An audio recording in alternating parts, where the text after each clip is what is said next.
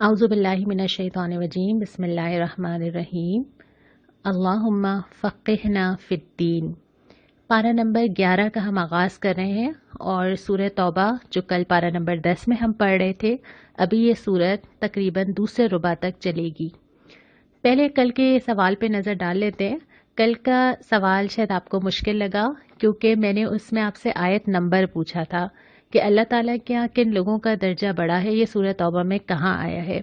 आयत नंबर 20 आई है, अल्लाह के यहाँ उन्हीं लोगों का दर्जा बड़ा है जो ईमान लाए, जिन्होंने उसकी राह में घर बार छोड़े और जान और माल से जिहाद किया, वही कामयाब हैं। अब हम आते हैं सिपारे की तरफ। शुरू होता है ये पारा भी उन्हीं तबसरों के ऊपर जहां हमने कल ख़त्म किया था, यानी जब ग़ज़वा तबूक के मौके पे मुख्तलिफ़ तर्ज़ अमल रहे और लोगों को बुलाया गया और उन्होंने क्या क्या तर्ज़ अमल किया। कोई फ़ौरन आया, कोई रुका, किसी से गलती हुई, कोई ना जा सका तो किसी ने आके क़रार कर लिया, कोई इंतज़ार करता रहा, किसी ने बहाना बनाया। मुख्तलिफ़ तर्ज़ अमल अल्लाह ताला ने एक एक एक करके गिनवाए हैं और अलग अलग अलग तर्ज़ अमल पर तबसरा किया है। लेकिन जो एक उसूल मिलता है, अल्लाह ताला का एतबार गुफ्तगू से ज़्यादा अमल का है। बहुत सारी बातें आप कर सकते हैं, बहुत सारी वजाहतें दे सकते हैं, लेकिन अल्लाह ताला तो ये देखेंगे कि अब होता क्या है। इस सूरत के अंदर भी जब तबसरा किया जाता है कि अब अल्लाह देखेगा कि इनका आइंदा तर्ज अमल क्या रहता है। जिनको अल्लाह ताला ने माफ़ कर दिया उनके बारे में भी यही कहा कि अब आगे का अमल बताएगा कि ये किस तरफ है। तो असल में चाहे कोई इंसान तौबा ही करे, अल्लाह के आगे गिड़गिड़ाए, अल्लाह से माफ़ी भी मांगे, उसके साथ भी शर्त यह है कि ज़िंदगी का आगे तर्ज अमल क्या रहता है, आगे क्या ज़िंदगी में कुछ बदलता है। तो जिस मोमेंट अल्लाह ताला की तरफ आप पलटें तो उसके बाद आपका अमल ये साबित करे कि आप इखलास के साथ अल्लाह की तरफ आए थे। और इसी के साथ अल्लाह ताला ने कदरदानी की उन लोगों की जो शुरू में आ गए थे, साबिक़ूनल अव्वलून। फरमाया गया वो अल्लाह से राज़ी हो गए, अल्लाह उनसे राज़ी हो गया। ये वो लोग थे जो बिल्कुल शुरू में आए थे, जो उस मुश्किल वक्त में आगे बढ़े थे जब दीन को सहारा देने वाले लोग नहीं थे। जब एक मजमूई तौर पे फ़िज़ा होती है, सभी आ जाते हैं। मिसाल के तौर पे हम रमज़ान के रोज़े रखते हैं, सब मिल के रखते हैं, रख लेते हैं। लेकिन जो चंद रोज़े हमें अगर किसी वजह से क़ज़ा हो जाते हैं, पूरा साल वो चंद रोज़े नहीं रखे जा रहे होते क्योंकि इज्तिमाई माहौल नहीं होता। तो जब चीज़ें आसान हो जाती हैं, जब इज्तिमाई माहौल सपोर्ट कर रहा होता है तो चीज़ें करना तो आसान होता है ना।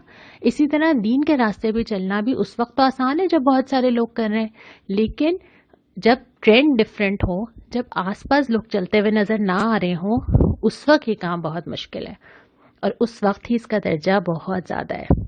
उसके बाद उस मस्जिद का जिक्र किया, मस्जिद ज़रार, नुकसान पहुंचाने वाली मस्जिद, जिसको बनाया ही इस नियत के लिए गया था कि वहाँ पे अल्लाह के नबी सल्लल्लाहु अलैहि वसल्लम की और मोमिनों के ख़िलाफ़ साजिशें की जाएं। तो जब नबी करीम सल्लल्लाहु अलैहि वसल्लम को अल्लाह ताला ने बाखबर कर दिया तो आपने फिर उस मस्जिद को ढा देने का हुक्म फरमाया। उसके बाद एक बहुत ही प्यारी आयत है और वो क्या है? आयत ये है, अल्लाह ताला ने मोमिनों से उनके नफ्स और उनके माल जन्नत के बदले खरीद लिए, डील कर ली अल्लाह ताला ने। और डील ये है, जन्नत चाहिए, ये दो चीज़ें मुझे दे दो। अपनी पसंद से दस्तबरदार हो जाओ और अपने माल से दस्तबरदार हो जाओ। ये दो चीज़ें तुम जितनी ज़्यादा अल्लाह के लिए दोगे, अल्लाह की जन्नत दोगे, उतने ज़्यादा हकदार हो जाओगे। और उसके बाद फिर ये फरमाया, खुशी मनाओ इस सौदे के ऊपर। तुम्हें तो खुश होना चाहिए कि अल्लाह तुम्हें इतना कुछ दे रहा है तुम्हारी इतनी सी चीज़ के बदले।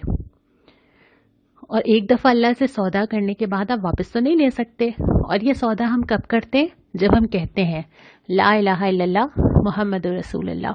जब हम ये कह देते हैं और फिर जब हमने पहला पारा शुरू किया था, इय्याका नअबुदु व इय्याका नस्तईन, सिर्फ तेरी इबादत करते हैं, सिर्फ तुझसे मदद मांगते हैं, तो हम ये डील साइन कर लेते हैं। हमने अल्लाह ताला से डील साइन कर ली अपने मुसलमान होने की हैसियत से।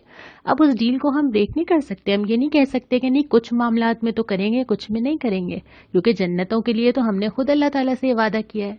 और उसके बाद तसल्ली ये दी है कि ऐसा नहीं हो सकता कि तुम कोई भी मुश्किल उठाओ, مثال کے طور پہ بھوک پیاس، کوئی قدم اٹھاؤ، کوئی مشقت کرو، کچھ اللہ کے لیے خرچ کرو اور اس کے بدلے تمہیں ایک نیک عمل نہ دے دیا جائے.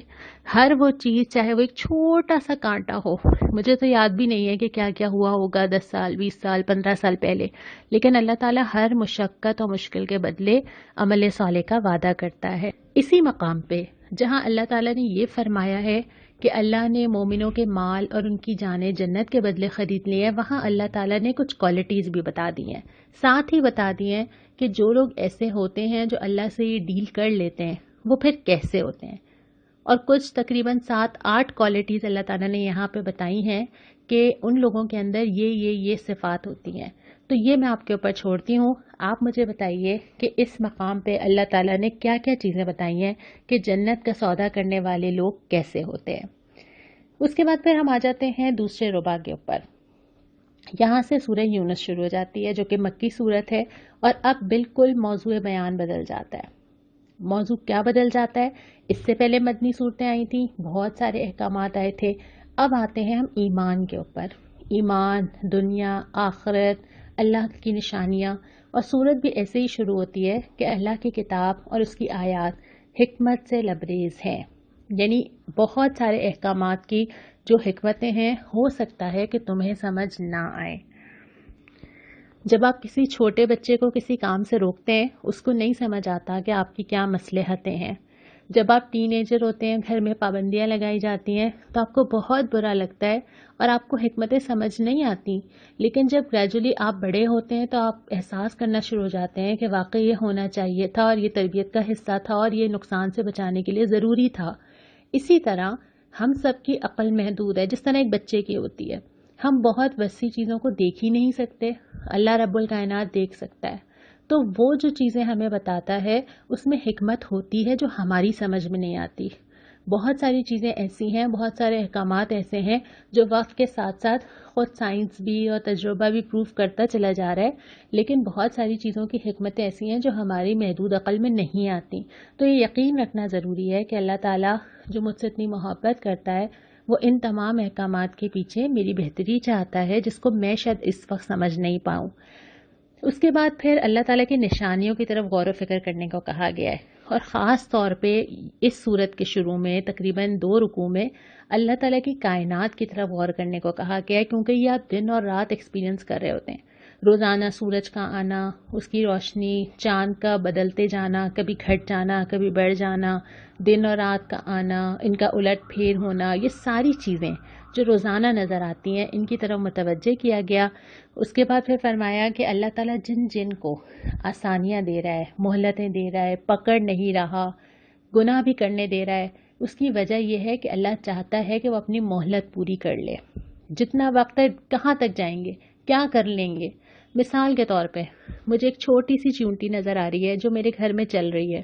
مجھے معلوم ہے کہ یہ کتنی چھوٹی سی کیا کرے گی، میں جس وقت چاہوں پکڑ سکتی ہوں، کچل سکتی ہوں، مار سکتی ہوں، اٹھا سکتی ہوں، میں جانے دیتی ہوں، میرے لیے اس کی اتنی کوئی اہمیت نہیں ہے.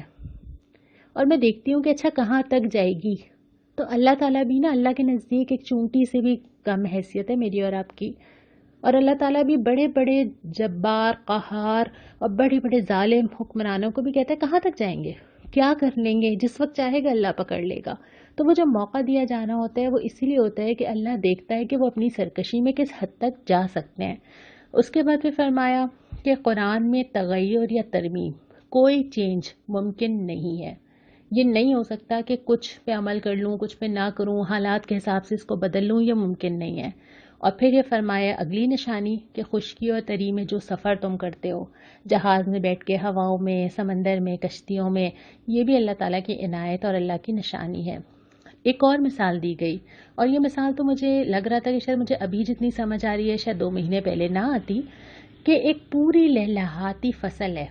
انسان کو لگ رہا ہے یہ تو میری ہے، قائم ہے، جب چاہوں فائدہ اٹھا لوں، جو چاہوں کروں، اتنی ترقی ہو گئی ہے، اتنا حاصل ہو گیا ہے، جس لیول پہ چیزیں چلی گئی ہیں شاید کبھی پیچھے نہیں آئیں گی. اللہ تعالیٰ اس کھیت کی مثال دیتے ہیں کہ وہ یکا یا غارت ہو جائے، اچانک سے بھس بن جائے.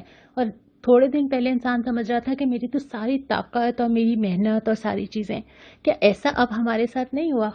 کہ وہ ساری زندگی، وہ پلاننگز، وہ ٹریولنگ، وہ دنیا، وہ باہر نکلنا، وہ ملنا، ایک مومنٹ لگا اور ہم واپس آ گئے اسی جگہ پہ، بس سب کچھ ختم ہو گیا، ساری اکانومی، ساری پلانز، سب کچھ ختم ہو گیا۔ تو یہ اللہ تعالیٰ نے دنیا کی بے ثباتی کا ذکر کیا ہے کہ جو دنیا نظر آتی ہے نا، یہ اتنی ہی ٹیمپرری اور اتنی ہی بے وقت چیز ہے۔ اس کے بعد پھر تیسرے ربع کے اوپر آ جاتے ہیں۔ تیسرے ربع کے اندر سوالات کیے گئے ہیں، اور یہ سارے سوال وہ ہیں جو سوچنے پہ مجبور کرتے ہیں۔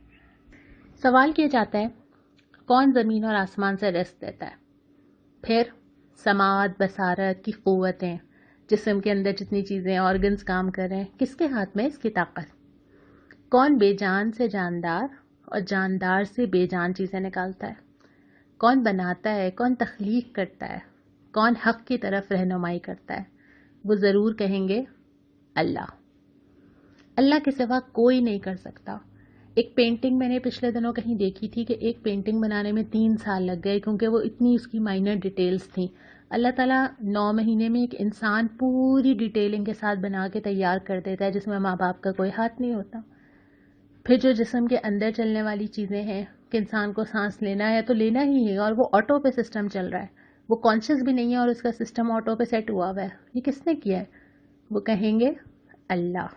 اور پھر اگلا سوال یہ ہے، تم نے سوچا کہ اچانک عذاب آ جائے؟ اور عذاب ضروری نہیں ہے کتنا بڑا ہی آئے۔ جس انسان کے لیے ان میں سے کوئی چیز رک جائے، اس کا تو وہیں سے شروع ہو گیا۔ جس انسان کی صحت پہ کچھ مسائل آنا شروع ہو جائیں، جس انسان کے رزق میں مسائل آنا شروع ہو جائیں، جس کی سماعت چھین لی جائے، جس کو دیکھنا نظر نہ آنا شروع ہو جائے، تو اس کے لیے تو عذاب کسی نہ کسی طرح شروع ہو ہی گیا۔ تو جو زندگی ہماری سیٹلڈ ہے، جو زندگی ہماری عافیت کے ساتھ چل رہی ہے، جو زندگی آسانی کے ساتھ چل رہی ہے، کون دے رہا ہے؟ اللہ۔ اور اس کے بعد پھر فرمایا کہ اصل میں جو تمام چیزوں سے بہتر چیز ہے نا تمہارے پاس، جس کی شاید ہمیں فار گرانٹیڈ ہم لیتے ہیں، وہ ہے قرآن۔ یہ ان تمام چیزوں سے بہتر ہے جو یہ سمیٹ رہے ہیں۔ جب بھی یہ آیت پڑھتی ہوں میں کہ ہم سمیٹتے کیا ہیں، میرے گھر کے سوٹ کیسز، میرے گھر میں رکھے ہوئے کارٹنز، میرا فریج، میرے برتن، میرے کپڑے، کیا کیا چیزیں ہم سمیٹتے ہیں۔ اور اللہ تعالیٰ نے فرمایا کہ یہ قرآن ان تمام چیزوں سے بہتر ہے، اور تمہیں خوش ہونا چاہیے، سیلیبریٹ کرنا چاہیے کہ اللہ تعالیٰ نے اتنی بڑی چیز تمہیں دے دی۔ لیکن ہم شاید اس قرآن کو اس طرح نعمت کو محسوس ہی نہیں کرتے، کیونکہ ہم نے اس کو کہیں جا کے ڈھونڈا نہیں ہے۔ جب ہم پیدا ہوئے تھے تو ہمارے گھر میں بہت سارے نسخے تھے، اور ترجمہ بھی موجود تھا، اور گھر میں رکھے ہوئے بھی تھے، اور اس سے محبت بھی تھی، اور جب آتا بھی نہیں تھا پڑھنا تو پڑھا بھی دیا گیا تھا۔ تو یہ تو اللہ تعالیٰ کی نعمت تھی، آنکھ کھلی تو قرآن کو موجود پایا۔ تو اس نعمت کو محسوس کرنا بہت ضروری ہے کہ یہ اللہ کی اتنی بڑی بلیسنگ ہے کہ اس کی قدر کرنی چاہیے، اس پہ خوشیاں منانی چاہیے، اس سے تعلق بڑھانا چاہیے۔ اس کے بعد پھر جو پارہ نمبر 11 کا چوتھا ربع آتا ہے، یہ شروع ہوتا ہے انبیاء کے قصوں سے۔ پہلے ذکر کیا جاتا ہے حضرت نوح علیہ السلام کا، کہ جس طرح انہوں نے اپنی قوم کو خبردار کیا، اور اس کے بعد پھر مختلف پیغمبروں کا، حضرت موسیٰ کا ذکر بھی آتا ہے، حضرت ہارون کا ذکر بھی آتا ہے، حضرت موسیٰ کا اپنی قوم کے ساتھ نکلنا، حضرت موسیٰ کا دعا کرنا، بنی اسرائیل کا سمندر کے درمیان سے جانا، اور اللہ تعالیٰ کو سمندر کو درمیان سے 2 حصوں میں ڈیوائیڈ کر دینا اور اس میں سے راستہ بنا دینا۔ یہ ساری چیزیں وہ تھیں جو ساتھ ساتھ نبی کریم صلی اللہ علیہ وسلم کو تسلی دی جا رہی تھی کہ اللہ اپنی قدرت سے اس طرح راستے بنایا کرتا ہے، اور اہل ایمان کو حوصلہ دیا جا رہا تھا کہ اللہ کی راہ میں چل کے کوئی بھی نامراد نہیں ہوتا۔ وقتی طور پہ مشکل ہوتی ہے، لیکن جب وہ مشکل اٹھائی جاتی ہے تو سامنے پھر اللہ تعالیٰ کھڑا ہوتا ہے، اور اللہ تعالیٰ راستے آسان کر دیتا ہے۔ اس کے بعد پھر یہ فرمایا کہ اللہ تعالیٰ اگر چاہتا تو زمین میں سب مومن ہوتے، لیکن اللہ تعالیٰ موقع دیتا ہے، مجبور نہیں کرتا۔ اور پھر وہی سوال دوبارہ اٹھائے کہ ذرا آنکھیں کھول کے تو دیکھو، اور ایک تسلی بھی دی گئی کہ ہم پر حق ہے کہ ہم مومنوں کو بچا لیں۔ اللہ تعالیٰ مومنین کو مدد کرنے کو، ان کی دعا قبول کرنے کو، ان پہ رحم کرنے کو، ان کی توبہ قبول کرنے کو، ان کو برکت دینے کو اپنے اوپر خود ہی لازم کر لیتا ہے کہ جو لوگ اللہ کی طرف بڑھیں گے، پرابلمز ہوں گی، شروع میں مشکل ہوگی، تھوڑا سا سٹیپ لینے پڑیں گے، اس کے بعد اللہ تعالیٰ کہتا ہے کہ جب وہ ڈیسیشن لے کے میری طرف قدم بڑھا دیں گے تو اللہ تعالیٰ ان چیزوں کو اپنے اوپر لازم کر لیتا ہے کہ اللہ تعالیٰ ان کا ساتھ دے، ان کے لیے چیزیں آسان کر دے، ان کو سہولت دے۔ لیکن مطالبہ کیا ہے؟ وہ یہی ہے جو اس صورت کے آخر میں آ رہا ہے کہ یکسو ہو کر اپنے آپ کو اس دین پر قائم کر لو۔ یکسو ہونا یہ ہوتا ہے کہ انسان طے کر لے کہ بس اب یہی میرا راستہ ہے اور اسی پہ مجھے چلنا ہے، اور پھر کوئی شک، کوئی اگر مگر، کوئی سوال، کوئی الجھن، کوئی کنفیوژن دل میں نہ رہے۔ پھر آخر میں تسلی دی ہے کہ جو سیدھی راستے پہ چلے گا اپنے لیے فائدہ کرے گا، اور جو نہیں چلے گا تو وہ اپنے لیے تباہی خود طے کرے گا۔ یہاں پہ یہ صورت مکمل ہوتی ہے اور پھر سورہ ہود کا آغاز ہوتا ہے۔ سورہ ہود بھی مکی صورت ہی ہے اور اس کا بھی انداز بیاں کم و بیش یہی ہے۔ تو ہم انشاءاللہ تعالیٰ کل جب ہم 12واں سپارہ پڑھیں گے تو پھر ہم سورہ ہود کا یہاں سے شروع کریں گے جو ہمارا اس پارے کا آخری صفحہ ہے۔ آج پارہ ہمارا جلدی مکمل ہو گیا ہے تو ہم کچھ سوالات کے جوابات دیکھ لیتے ہیں۔ آفتہ پروین صاحبہ، آپ نے پوچھا کہ کیا 500 میں لوڈو بھی شامل ہے، اور یہ سوال پڑھ کے مجھے وہ رپورٹ یاد آ گئی کہ دنیا بھر میں لوڈو کھیلنے والے افراد کی تعداد میں کئی گنا اضافہ ہو گیا اس وقت جبکہ سب گھروں کے اندر ہیں۔ شاید اسی لیے سوال بھی آیا ہے۔ دیکھیں، جہاں پر ہم نے سورہ مائدہ میں پڑھا تھا نا کہ اللہ تعالیٰ نے یہ چیزیں حرام کی ہیں، وہاں پہ جو لفظ آیا تھا ان تقسموا بالازلام، کہ تم پانسوں سے اپنی قسمت معلوم کرو۔ اصل مسئلہ وہ ڈائس کی شیپ نہیں ہے، اصل مسئلہ یہ ہے کہ اس سے کیا جا رہا ہے۔ اگر آپ اس شیپ کو بٹن میں تبدیل کر دیں تو جوا تو جائز نہیں ہو جائے گا نا۔ اسی طرح اگر آپ لوڈو کے اندر نمبر لانے کے لیے کوئی اور طریقہ اختیار کر لیں تو مسئلہ ڈائس نہیں ہے، بلکہ 500 سے مراد یہ ہے کہ قسمت کا حال جاننے یا لاک آزما کے پیسہ کمانے کے لیے جو چیزیں کی جاتی ہیں، اس مقصد کے لیے اگر کوئی چیز کی جائے گی تو اس میں چاہے پانسے ہوں یا چاہے نہ ہو، وہ کمپیوٹرائزڈ ہو تب بھی وہ حرام ہی رہے گی۔ اس لیے جو سورہ مائدہ کی تفسیر ہے اس کے ضمن میں تو یہ نہیں آتا۔ باقی یہ ہے کہ کوئی بھی چیز جو ہے وہ اگر اعتدال سے زیادہ ہوگی تو وہ بہرحال آگے جا کے لعب میں یا غیر ضروری چیزوں میں شامل ہو سکتی ہے۔ اس کے بعد شاہینہ، آپ نے امریکہ سے پوچھا ہے کہ جو نان ذبیحہ چکن ہے کیا یہ کھا سکتے ہیں؟ دیکھیں، ہم نے جتنا بھی پڑھا کہ اللہ کے سوا کسی اور کا نام لیا گیا ہو تو اس کو نہیں کھایا جا سکتا۔ اس کی 3 چیزیں ہو سکتی ہیں۔ پہلی چیز یہ کہ جو چیز ذبح کی گئی ہے اس پہ اللہ کا نام لیا گیا ہو، ظاہر ہے وہ حلال ہے۔ دوسری چیز یہ کہ اللہ کے سوا کسی اور کا نام لیا گیا ہو، ظاہر ہے وہ حرام ہے۔ تیسری چیز یہ کہ کسی کا بھی نام نہ لیا گیا ہو، تب بھی علماء میں 99% افراد کا یہی خیال ہے کہ وہ حرام ہے۔ کچھ لوگوں نے اگر اس کی گنجائش نکالی ہے تو اس کو عمومی طور پہ تو اب نہیں کہہ سکتے۔ اس کے بعد امرین نے پوچھا ہے کہ کیا اللہ کی تخلیق میں رد و بدل کا جو ذکر آیا تھا کیا اس میں یہ بھی ہے کہ انسان خوبصورت نظر آنا چاہے؟ نہیں امرین، ایسا بالکل نہیں ہے، کیونکہ خوبصورت نظر آنا اللہ تعالیٰ نے عورت کے اندر ودیت کیا ہے، اور اس کے لیے آپ جو میک اپ کا استعمال کرتے ہیں، فیشیلز کراتے ہیں، اسکن کیئر کرتے ہیں، اس میں کوئی حرج نہیں ہے۔ حرج یہ ہے کہ جو کاسمیٹک سرجری سے آپ اپنے نقش بدلیں، بوٹاکس استعمال کریں، اس طرح کی ساری چیزیں ہیں جس سے آپ یہ اپنی جو چیز اللہ تعالیٰ نے بنائی ہے ان فیچرز کو بدلنے کی کوشش کریں، لیکن باقی جو چیزیں ان میں کوئی حرج نہیں ہے۔ انیلا، آپ نے پوچھا تھا کہ جب ہم نے یہ بات کی تھی اولاد کو قتل نہ کرو تو کیا ابورشن جو ہے وہ کروا سکتے ہیں یا نہیں کروا سکتے جبکہ آپ کے پاس صحت کا ریزن ہو؟ دیکھیں، اس کی کوئی گنجائش نہیں ہے، ٹھیک ہے؟ اگر بھی کروا لیا ہے تو اس پہ اللہ تعالیٰ سے بہت توبہ کرنے کی ضرورت ہے۔ جہاں یہ بات آئی تھی وہاں وہ وقفے کے حوالے سے آئی تھی، لیکن وہ بھی کیس ٹو کیس، اور وہ بھی اس صورت میں جب آپ کا ڈاکٹر بھی دیندار ہو، وہ آپ کو صحیح شرعی رائے دے سکتا ہو، واقعتاً جینوئن ہیلتھ کے پرابلمس ہوں اور وہ پرابلمس حل بھی نہ ہو سکتے ہوں، پہلی کوشش تو کی جائے گی کہ وہ سارے مسائل حل کیے جائیں جو رکاوٹ ہیں۔ اس کے بعد بھی ڈاکٹر کیس ٹو کیس دیکھے گا، اس لیے اس کو کسی بھی طرح سے ہم اصول یا کسی بھی طرح سے ہم فتویٰ نہیں دے سکتے۔ ایک بات یہ آئی تھی کہ آپ کچھ سوالات کے جواب اگر زیادہ ڈیٹیل سے آ جائیں، جیسے نبی کریم صلی اللہ علیہ وسلم سے تعلق میں ہم نے درود کا ذکر نہیں کیا۔